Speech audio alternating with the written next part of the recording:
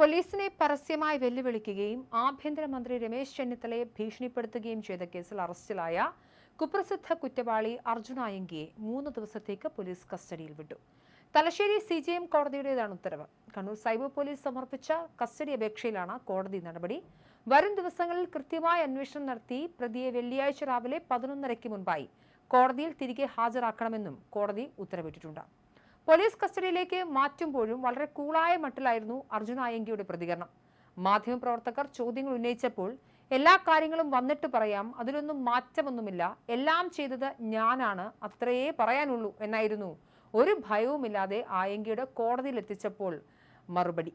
Custody അനുവദിച്ചതിനു ശേഷം തന്റെ അഭിഭാഷകൻ ഹസനുമായി സംസാരിച്ച ശേഷമാണ് ഇയാൾ പോലീസിനൊപ്പം പോയത്. Kannur DCC president advocate Martin George നൽകിയ പരാതിയിലാണ് കണ്ണൂർ സൈബർ പോലീസ് പ്രധാന കേസ് രജിസ്റ്റർ ചെയ്തിരിക്കുന്നത്. ആഭ്യന്തരമന്ത്രിക്കെതിരെ പോസ്റ്റിട്ട മൊബൈൽ ഫോൺ ഇനിയും കണ്ടെത്താനായിട്ടില്ല എന്നത് പ്രോസിക്യൂഷൻ കോടതിയെ അറിയിച്ചിട്ടുണ്ട്.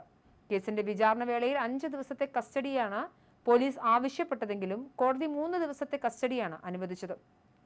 സോഷ്യൽ മീഡിയയിലൂടെ സർക്കാരിനെയും പോലീസിനെയും ഭീഷണിപ്പെടുത്താൻ ഉപയോഗിച്ച ഡിജിറ്റൽ തെളിവുകൾ വീണ്ടെടുക്കുക എന്നത് കേസിൽ നിർണായകമാണെന്ന് പ്രോസിക്യൂഷൻ കോടതിയിൽ വാദിച്ചു. എന്നാൽ തനിക്കെതിരെ വ്യാജ തെളിവുകൾ ഉണ്ടാക്കാനാണ് പോലീസ് ശ്രമിക്കുന്നതെന്ന് അർജുൻ ആയങ്കി കോടതിയിൽ ആരോപിച്ചു. അറസ്റ്റ് ചെയ്യുന്ന സമയത്ത് തന്നെ തന്നിൽ നിന്നും ഫോൺ പിടിച്ചെടുത്തിട്ടുണ്ടെന്ന് റിമാൻഡ് റിപ്പോർട്ടിൽ വ്യക്തമാക്കുന്നുണ്ടെന്നായിരുന്നു പ്രതിഭാഗം അഭിഭാഷകന്റെ വാദം. എന്നാൽ ഒളിവിലായിരുന്നപ്പോൾ ഇയാൾ തുടർച്ചയായി പോസ്റ്റുകളിടാൻ ഉപയോഗിച്ച പ്രധാന ഫോൺ മറച്ചുവെച്ചിരിക്കുകയാണെന്നും അത് കണ്ടെത്തേണ്ടതുണ്ടെന്നും പോലീസ് വ്യക്തമാക്കി. അതേസമയം ആയങ്കിക്കെതിരെ കോതമംഗലം CIക്കെതിരെ ഫേസ്ബുക്കിൽ വെല്ലുവിളി നടത്തിയതിനും വേറെ കേസുണ്ട്. കൂടാതെ എറണാകുളം 3 CAയെ ഭീഷണിപ്പെടുത്തിയ കേസിൽ BNS 351/3 പ്രകാരമുള്ള ഗുരുതരമായ ക്രിമിനൽ ഭീഷണിപ്പെടുത്തൽ വകുപ്പ് കൂടി ചുമത്താനാണ് പോലീസ് ആലോചിക്കുന്നത്.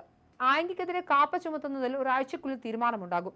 കണ്ണൂർ വളപട്ടണം SHO തയ്യാറാക്കുന്ന കേസ് ഹിസ്റ്ററി റിപ്പോർട്ടിന്റെ അടിസ്ഥാനത്തിലാണ് കണ്ണൂർ ജില്ലാ കളക്ടർ നടപടിയെടുക്കുക.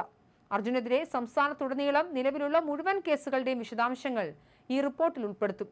CPO സമർപ്പിക്കുന്ന റിപ്പോർട്ട് കണ്ണൂർ പോലീസ് കമ്മീഷണർ വഴി ജില്ലാ കളക്ടർക്ക് കൈമാറും. നാടുകടത്തണോ, ജയിലടയ്ക്കണോ, അതോ കുറ്റകൃത്യം ആവർത്തിക്കില്ലെന്ന ബോണ്ട് വെപ്പിക്കണോ എന്നത് കളക്ടറുടെ തീരുമാനത്തിനനുസരിച്ചായിരിക്കും. ഞായറാഴ്ച പുലർച്ചെ 2:30-യോടെയാണ് കണ്ണൂർ താളിക്കാവിലെ അഭിഭാഷക ദമ്പതികളുടെ അപ്പാർട്ട്മെന്റിൽ നിന്നും അർജുൻ ആയങ്കിയെ പോലീസ് സാഹസികമായി പിടികൂടിയത്. പിടിയിലാകുന്നതിന് 3 ദിവസം മുൻപ് തന്നെ ഇയാൾ കണ്ണൂരിൽ എത്തിയിരുന്നു എന്ന ഞെട്ടിക്കുന്ന വിവരം പോലീസിന് ലഭിച്ചിട്ടുണ്ട്.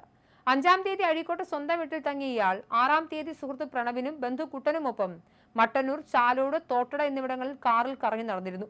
ആളുകൾ തിരിച്ചറിയാതിരിക്കാൻ കാറിൽ നിന്ന് പുറത്തിറങ്ങാതെയായിരുന്നു യാത്ര. തുടർന്ന് 6-ാം തീയതി രാത്രി തളിപ്പറമ്പിൽ ഒരു ലോഡ്ജിൽ മുറിയെടുത്ത് ആയങ്കി 7-ാം തീയതിയും 8-ന് ഉച്ചവരെയും അവിടെ തങ്ങി. അതിനുശേഷമാണ് ഓട്ടോ വിളിച്ച് പയ്യന്നൂർ ഭാഗത്തേക്ക് പോവുകയും അവിടെ വെച്ച് മറ്റൊരു സുഹൃത്തിന്റെ കാറിൽ കണ്ണൂർ ടൗണിലെ അഭിഭാഷകയുടെ ഫ്ളാറ്റിൽ എത്തുകയും ചെയ്തത്. ഒളിവിൽ കഴിയാൻ അർജുൻ ആയങ്കിയെ സഹായിച്ച സുഹൃത്തുക്കൾക്കും ബന്ധുക്കൾക്കുമെതിരെ പോലീസ് വിപുലമായ അന്വേഷണവും ആരംഭിച്ചിട്ടുണ്ട്.